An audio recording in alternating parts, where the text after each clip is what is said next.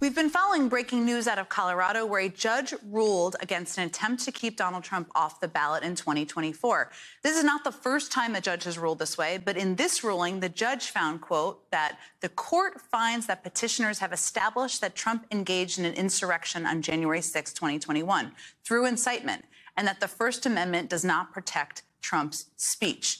We're all trying to make sense of this, but joining me now is someone who can help us do that, Colorado Secretary of State Jena Griswold. Well, Secretary Griswold, thank you so much for joining us. I've been reading all the clips and I've been trying to make sense of what this all means. So let me start by just asking you what your reaction is to the ruling and what this means in Colorado. Well, I think first off, having the court say that the former president engaged in insurrection is big news for the entire country.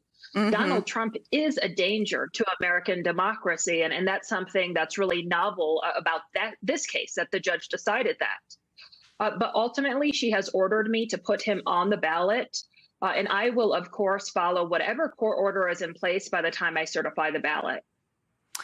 The judge found, this is what's so interesting, because it is significant. I'm not a lawyer, but that the judge did say he was involved in the insurrection, as you just said. The judge also found that Trump, as president, was not an officer of the United States. Did that surprise you?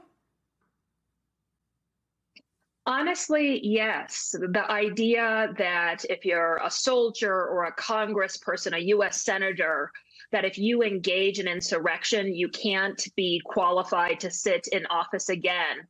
But the U.S. president can engage in insurrection and then be president again, I think is a potentially dangerous precedent.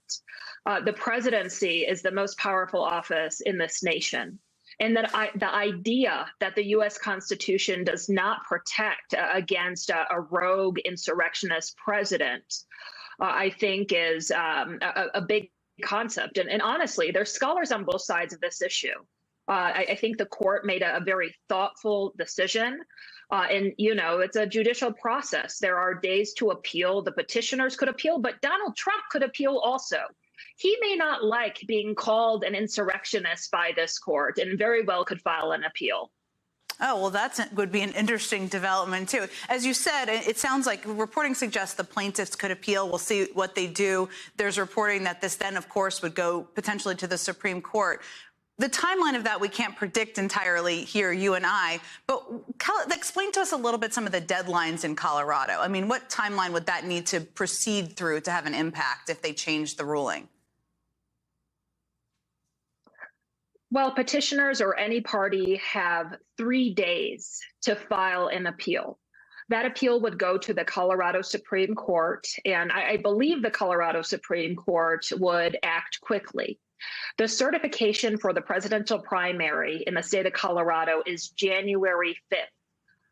The district court who just decided the case we're talking about, that's the first court that this case has been in the state of Colorado, really understood the urgency of just the election calendar and really pushed the trial quickly. So there's plenty of time, but regardless if Trump is on the ballot or not, American voters have all the opportunity to save American democracy. They did it in 2018, 2020, 2022. And I do believe, whatever the outcome of this case is, that our democracy will be safe because Americans are good people and they know that we need to have a country where the rule of law is followed, where the U.S. Constitution is upheld, and that the American people are respected.